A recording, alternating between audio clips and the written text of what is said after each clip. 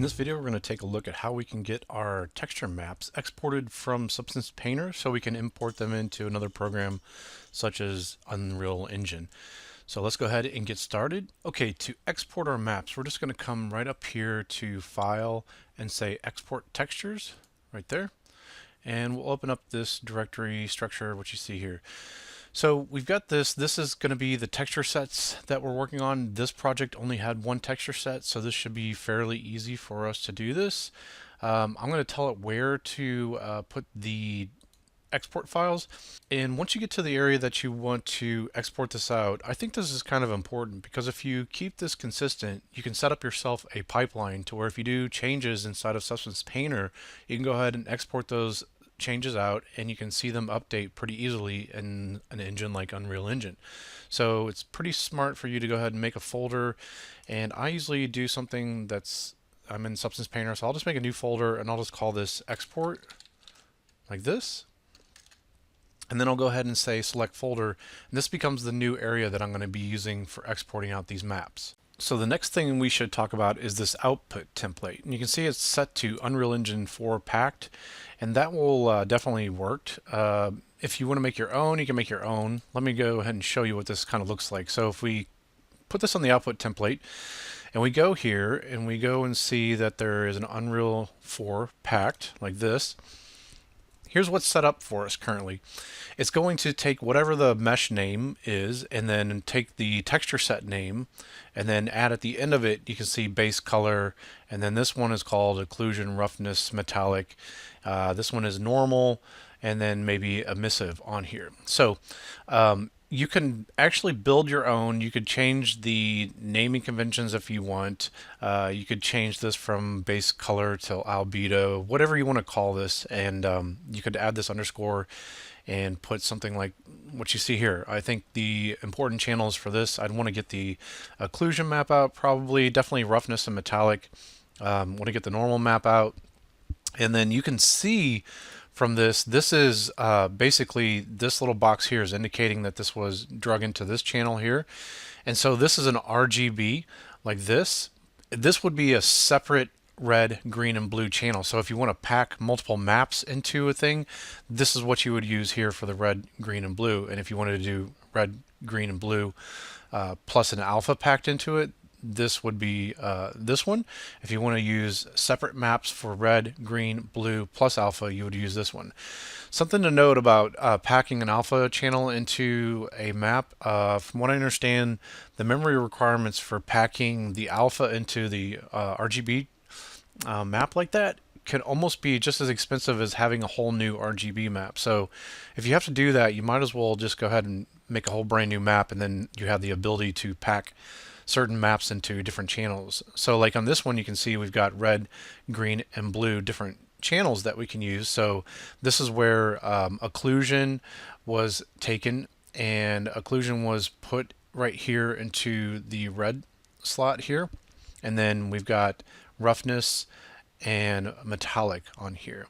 So those different pieces were added to here. This one is actually mixed UAO, so that's why it's a little bit different than maybe if you took it from a different area like right here. So you can see that that's how that's mixed there. The normal map, this converted normal maps, this normal map DirectX is going to be a version of the normal map that's got any of the height information that you plugged in there will be put in there as well. And then you can see here, this is anything for like an emissive channel that was on there. So that might be a little bit overkill for like an emissive. That's an RGB map. You could do gray as well, and that would just be a single channel map. But again, if you're going to spit this out with red, green, blue, you might as well throw other things in there. So you could potentially take this and then split this apart. So let me see what I've done for this version 2. So on a version 2, I use this same kind of thing and spit out opacity, curvature, and thickness on there. So this is just the other set that you saw, and it's been altered a bit, and you can see that this one has maybe SSS that would be in there. There's no SSS subsurface scattering in this version that I'm using, so there's nothing there for that. So this is going to give us this template that we have. If you want to go ahead and create your own, that's possible for you to do that as well. So let's say that we wanted to take the Unreal Engine 4 packed version and we wanted to make a new version of that. We can do this, and you can see we've got Unreal Engine 4 packed copy. This is where you can go ahead and rename this thing. If you just right click on here and say rename, you could give it a new name. So this would be Unreal Engine 4 packed, and then again, if you wanted to do something with subsurface scattering, then you can make your own thing in there. I've already got one, so I'll just do version 2. If you want to delete them, you can delete them. If you want to make a whole brand new one that has nothing in there, you can go ahead and create new ones this way. You can set up the naming convention on these things, and you can do something for the mesh name. Let's just go ahead and get rid of this here and just say you wanted to do something with the mesh name underscore, and then you did texture set, and then you did underscore, and then something like base color, like that. That's how you could set up your own naming convention for this, and then be able to specify if you wanted to use any of these types of channels for packing things in. So it's definitely a very powerful system for sure. So let's hop on back over to the settings here, and you can see that we can spit out different file types for the maps that we're producing. The default is set to PNG. When I'm working with UE4, I like to use Targa files. So if we just scroll down here just a little bit, we can put this on Targa file here. So the next thing to talk about is size, and you can see that the default is set to based on each texture set size. So that's whenever you bake your texture sets, the resolution that you baked it out at, it's going to retain that information. If not, if you want to overwrite it, you can overwrite it. I'm just going to set this to 4096. It is the same size as what was baked, but just to be double safe, I'll just go ahead and put it on that as well. So padding is, after you take a look at your UV borders, it pushes the pixels out past those UV borders to ensure that you don't get any kind of seams on things.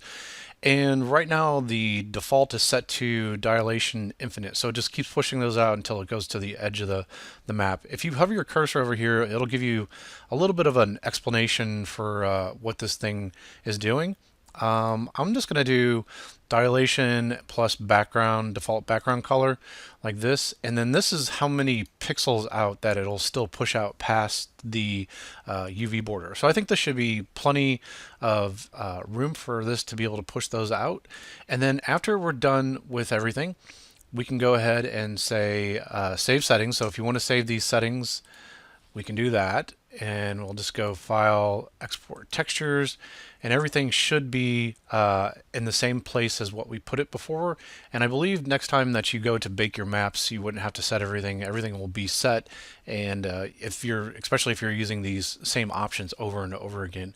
So after that, let's just go ahead and say export, and it's going to go ahead and export the maps out, and you can see that it goes through that fairly quickly.